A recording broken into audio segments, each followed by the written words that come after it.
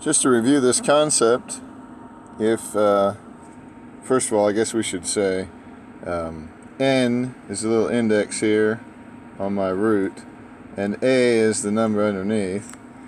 And if n is even, then I'm not allowed to have a negative inside, okay? If n is odd, then it's okay. I can have a negative inside if n is odd. If n is odd, it's okay. And that's that. If it's even, then I'm going to have plus or minus when I get down here. If n is even, I have plus or minus for a positive root. But if it's odd, then I'm just going to have plus or negative, whichever one it is. But I'm not going to get the plus or minus with an odd root if n is odd. Okay. So we have n, just a little index number here, and we're going to say 343. So something times itself 3 times. Well, we figure it's not 4. 4 times 4 times 4, that's 64. So it's not 4. 5 times 5 times 5, that's 125. 6 times 6 times 6 is 216. 7 times 7 times 7 is, let's see, 21 times 7. We're getting closer, right? I don't know what 7 times 7 is. 7 times 7 times 7. That's it.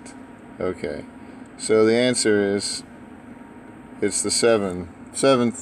The third root of 343 is 7. Okay, here we go. We have our index little number there is 4 and negative 16. All right, so this is, it doesn't exist. We're going to just say no, because I have a negative 16 under there, and on the outside, I have an even root, and I can't do that. Okay, not unless you want to say,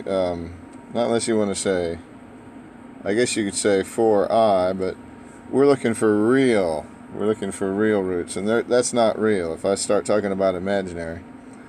So we just say, sorry, no answer. 5th root of negative 32.